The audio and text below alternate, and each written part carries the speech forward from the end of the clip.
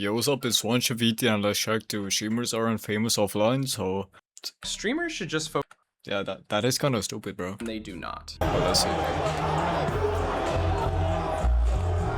it. Wait, Neon was there, dude?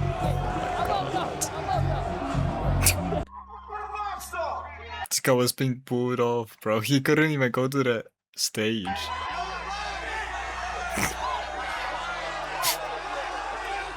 This guy looks mad disappointed. Oh, Ooh. pussy. All the guys, take stones, they survive. Damn.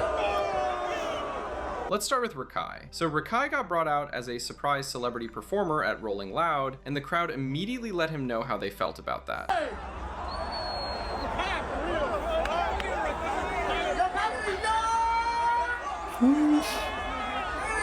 This guy being booed, bro.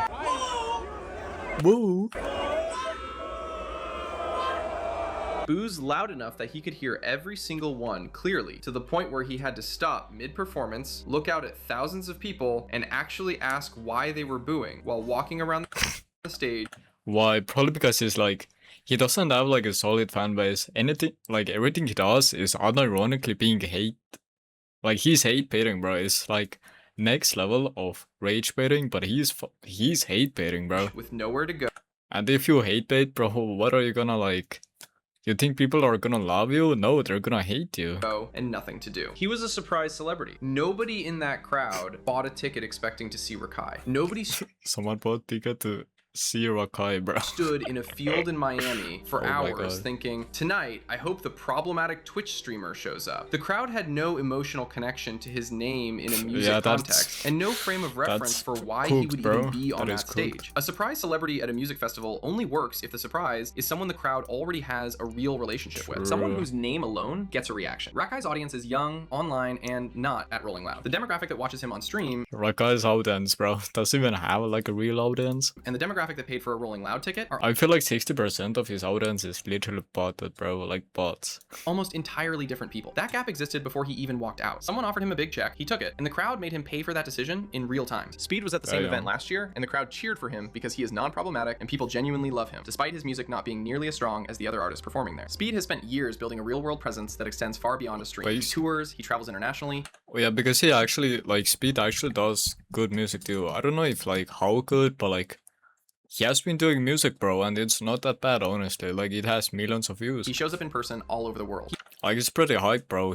Speed is hype, 100%. He has a global fan base that exists outside of a laptop screen and chose And if you compare it to Rakai, him long before they were standing in that field. He Shit's gonna earned be that cooked. reception through years of work that went beyond the internet. Rakai has not done that yet. In fact, he is doing the opposite. He does some pretty questionable things that a lot of people do not like. That is not an insult. It is just where he is in his career. The crowd at Rolling Loud felt the difference immediately and responded accordingly. Rakai realized in real time that his fan base is largely kids at home, watching TikTok clips of the exact moment he got booed. Not in Miami, not at Rolling Loud, at home. Now, Rakai was not the only streamer who had a bad day at Rolling Loud. Last year, Neon was there too, and his situation Last was year? arguably worse, because at least Rakai was a surprise. Neon was invited onto the stage directly by the artist himself, which meant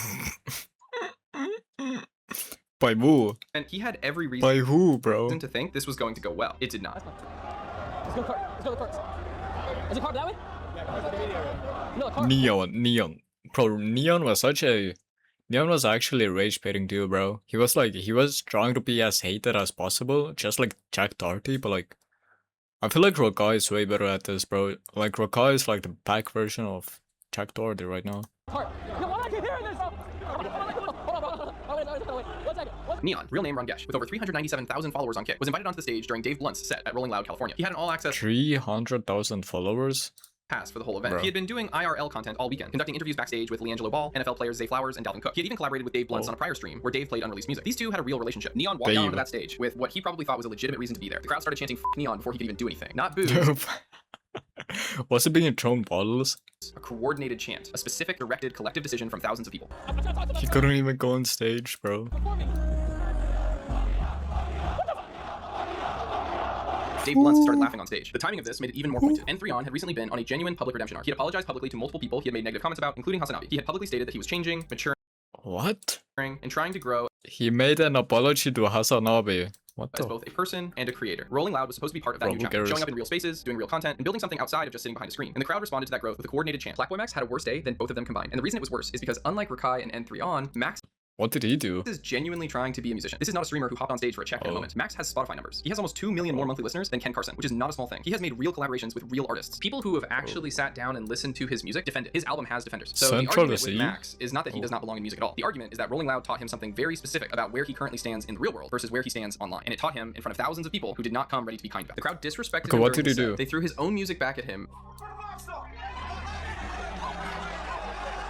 5-star! Oh, pussy. All the guys don't survive. And did not engage the way a crowd at a music festival trying is to supposed dodge. to engage with a performing artist. Nobody wants to listen to this shit, bro. Nobody even knows his songs. He kept going, getting more visibly frustrated with every attempt, his voice becoming louder and more forceful as the crowd stayed completely quiet. Not a single person in that field finished the line, not one. He realized in real time, on stage, in public, that the people who had been telling him his music was hard in his stream chat were not standing in that field. The validation he had been receiving online did not transfer into a room full of people who did not come from the internet. He realized the bots in his chat calling his music a W were not real people with bodies and opinions. They were engagement. Then came the Northwest interaction. Backstage, Max met Northwest, Kanye's daughter, 12 years old. He told her North forever is fire. He said it directly to her face with full commitment. She already going. She already went. North forever is fire. Nice to meet you. I really like your new game. North forever, that's fire. Nice to meet you. And the translation of what he actually meant was obvious to every single person watching. That was not a genuine compliment from one artist to another. That was someone trying to use flattery as a door, angling for a connection to the West family that might carry weight in the industry. Maybe a feature, maybe a cosign, maybe just the ability to say that Ye's daughter knows who he is. North was polite. She said, "Nice to meet you." She shook his hand and she left. She was already walking away before the interaction had even properly settled. He had to turn around and act like the whole thing had not just played out exactly the way it did. Northwest, at 12 years old, carries more weight in the music industry through her name and proximity than Max does through actual output. She does not watch streamers. She sees clips here and there. In that interaction, he was the fan, not the peer. And the body language told the whole story before anyone even had to analyze it. Anyways, if you want more streamer news, like this video and hit the subscribe button so you do not miss the next update. And I will see you in the next.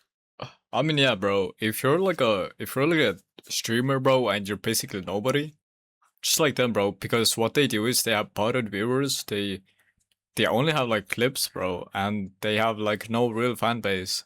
Unironically, bro. And also, I don't even know if they do they even have any music, bro? Because if they do, it's probably dog shit anyway. So yeah, I don't know. It's kind of icky, but if you guys liked the video, bro, drop a sub, drop a like, and join my Discord. And yeah, guys, thank you for watching. See you guys later on my next video. Bye.